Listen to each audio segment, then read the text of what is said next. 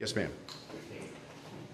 Yes, first of all, thank you for coming, but I would like to take this opportunity to clear up some misinformation that we've heard tonight and to explain to you the lack of information that we've gotten. Number one, concerning the DNR restricted covenant on the property. Half of us probably have that copy in our homes. It very clearly states industrial or commercial. Everything except the solar pool area, which nothing can be built on industrial or commercial. Restricted. Yes, it's restricted commercial. Right. You don't want anything in the ground. Correct. But the point is, you don't want people coming there. Industry. No, it could be commercial. There's no other, like I said, I've got plenty of copies we'd be glad to send you. I'm just telling you, I would recommend to the city that they not put a commercial development that would have people bringing their kids on that site to go shopping at there. Very clear their definition of it can't be a school or playground, but other than that, it is a safe environment.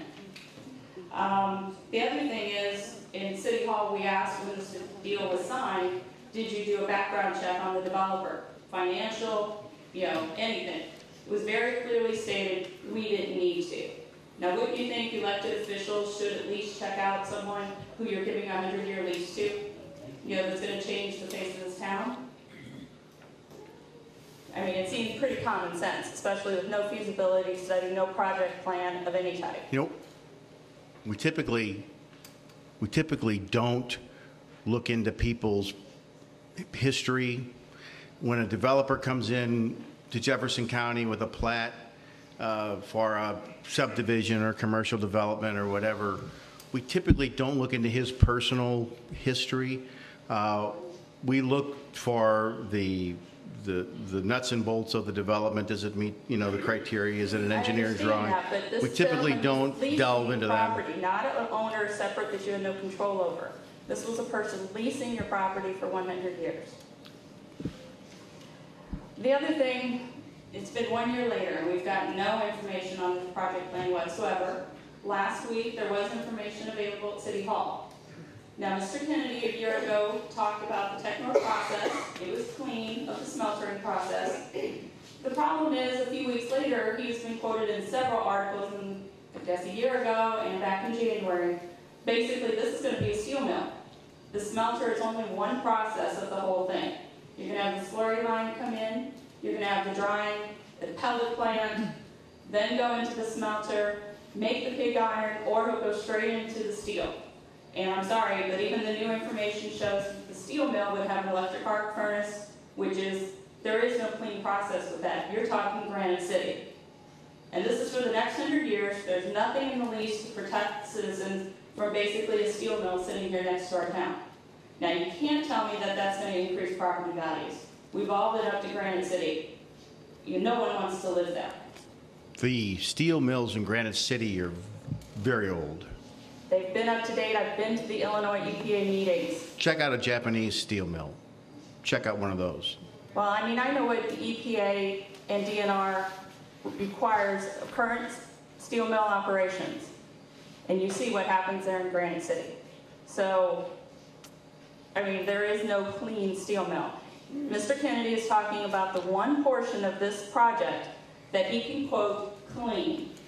And that, there's no even guarantee that he's going to use that technology, because there's nothing in the lease that requires that, and the newest information says he still hasn't decided.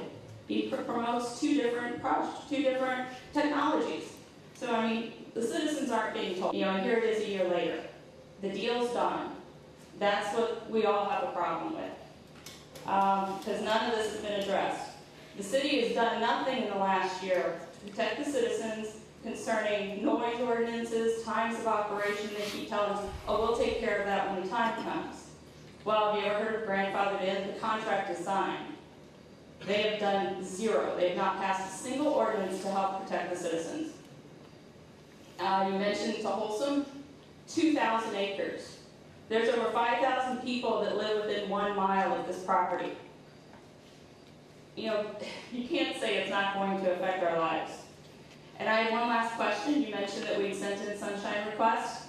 I would like for you to explain why you felt it necessary to ask Jim Kennedy to approve a letter prior to you sending it to Senator Bradley. He asked me to write the letter.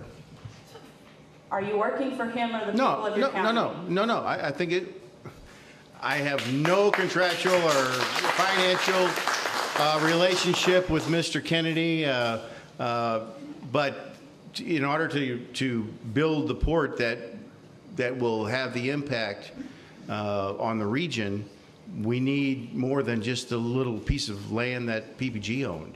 We need the whole bottom, and we've been through this before with folks looking at the site, and that was always off limits. It was always not for sale. If you wanted, you got to take it.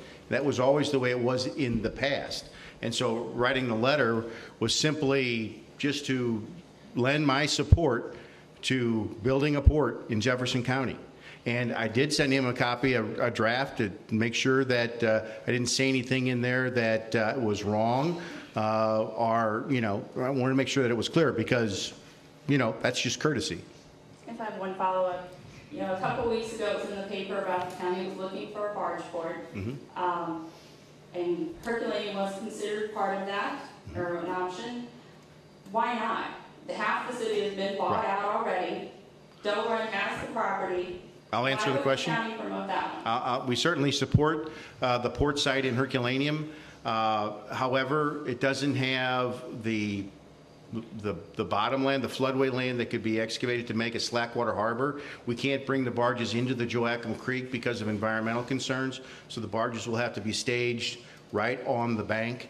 And so, yeah, that's fine. If that's where a port goes, that would be great. A port here would be complementary, would probably be a bigger port and more efficient if we can excavate a slackwater harbor to bring these barges in off the river and get them out of the channel. So, yeah, and that's all just wishing. I mean, that's just all fishing for jobs. That's what that's all about. As far as the Herculaneum port. Jack, can I